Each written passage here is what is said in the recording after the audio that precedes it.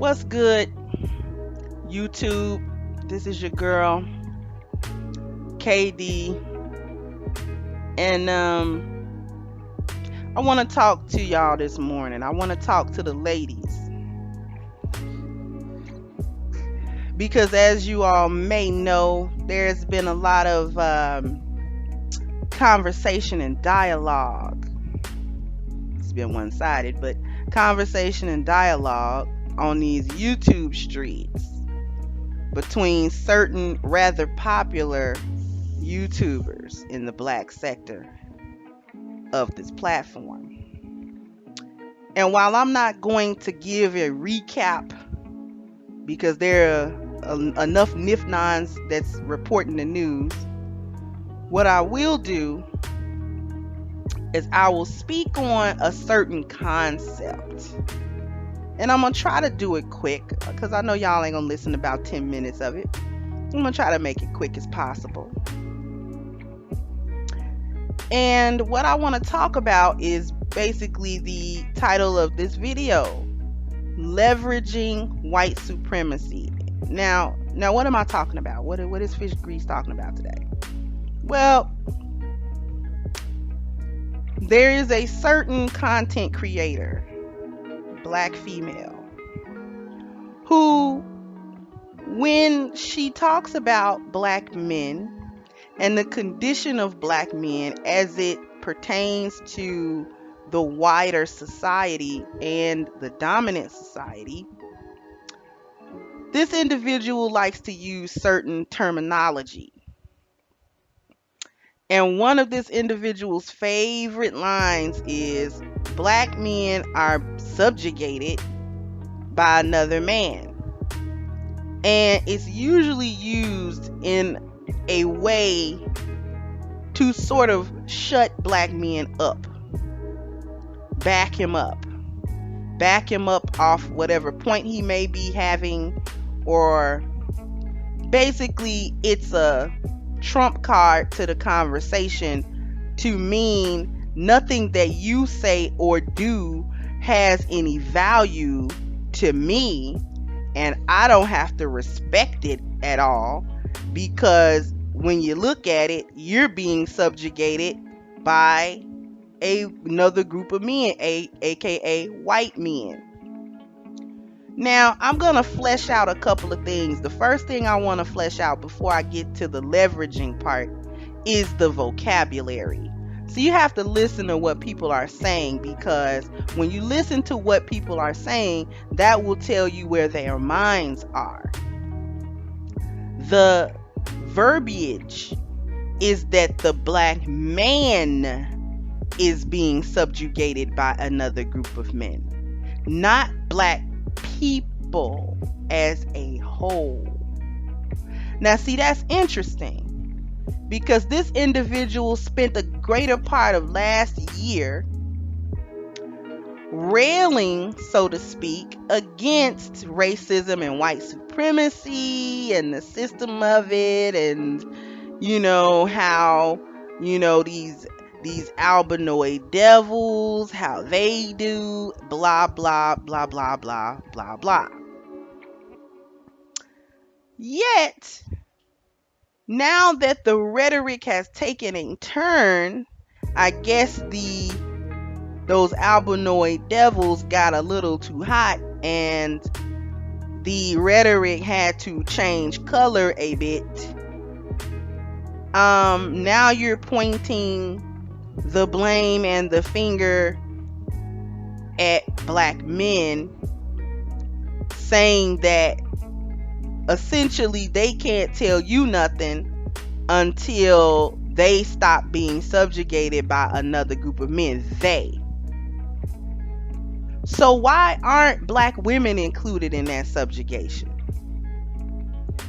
Why is it that when certain individuals make such statements, they don't say, well, we're being subjugated by white people and the system of white supremacy? Because it's not even necessarily each white individual, more so than the system of white supremacy is carried out by policy. and law and the application of the policies and laws. So you wonder why say just black men are being subjugated? Wouldn't that include you? If half the population of black people are being subjugated and you only point that out, what are you? Are you not subjugated? And are you not subjugated because you willingly submit to white men? Because they have power, therefore they have the right of way and the jurisdiction to tell you what to do, and you have to respect it.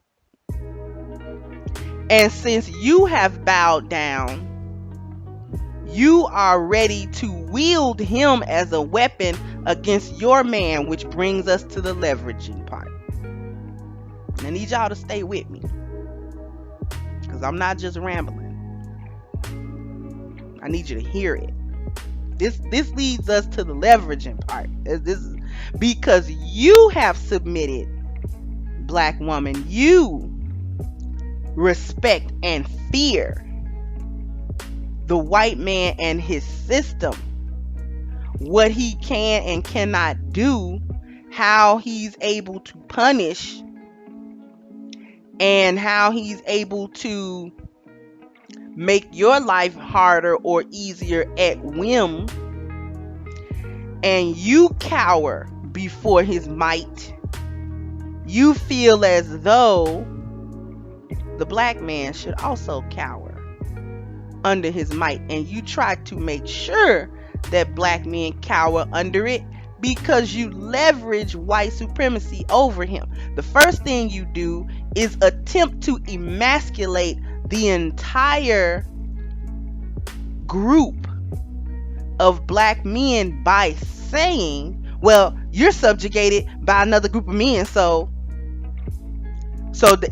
in essence, this is your attempt to snatch his balls.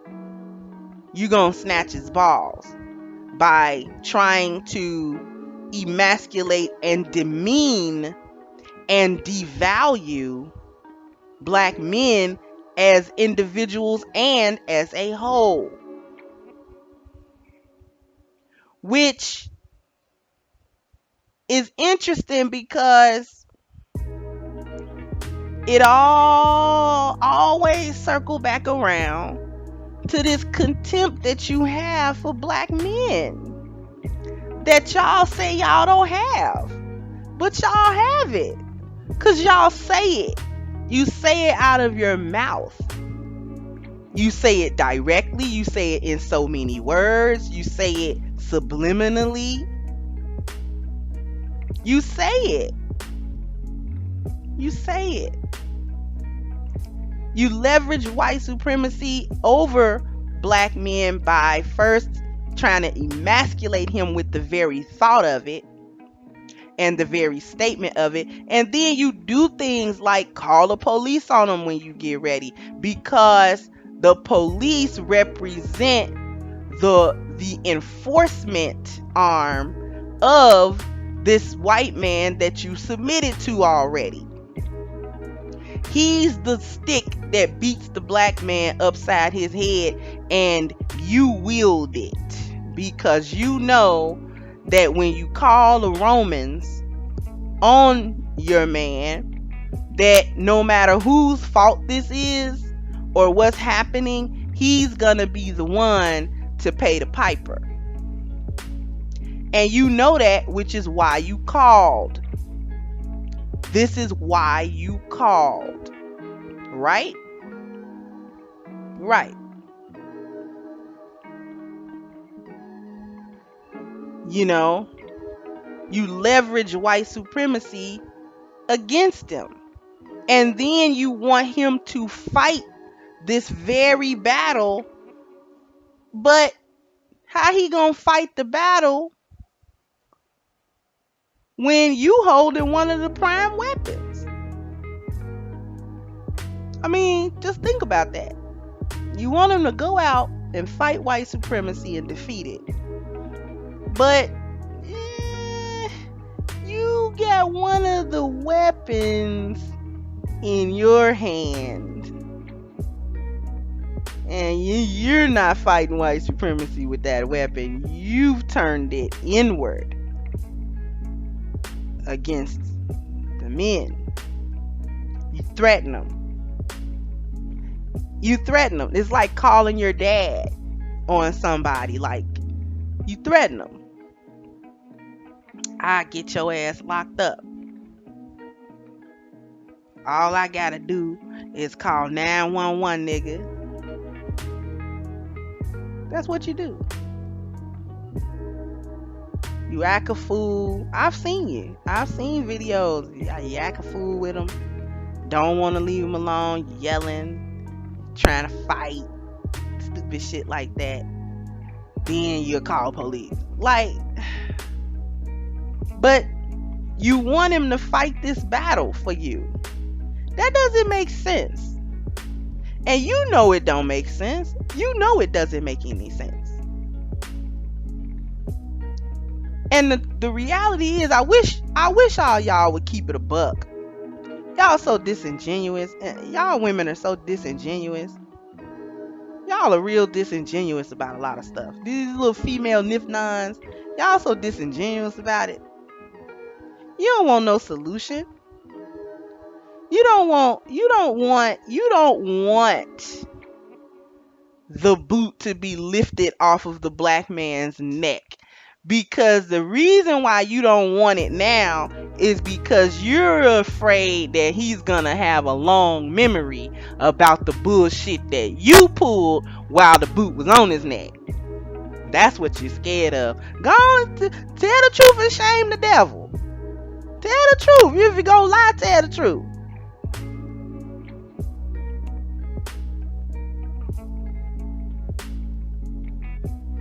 If you're gonna lie, go on, tell the truth. Y'all don't want this to change. This is why you got a NIF9 right now fighting against the tide. Swimming against the damn tide. When it's been stipulated already how the demise of the black family took place, like one of the major ways in which the actual state had a direct hand in the destruction of the black nuclear family, with paperwork, laws on the books, and a documentary. You believe everything else you see on TV, but you don't believe that. Yet you supposedly understand white supremacy and how it plays out, but apparently you don't, because it's being shown on the ground how it actually works. But instead of accepting the truth for what it is and saying, okay, my ire might have been aimed at the wrong group of people, let me aim it back to its source and the originators of these issues. Y'all gotta need to be right. You want to be right. And how many times we gonna sacrifice the greater good for the sake of being right? But that's almost for another video. I'll catch y'all on the next one.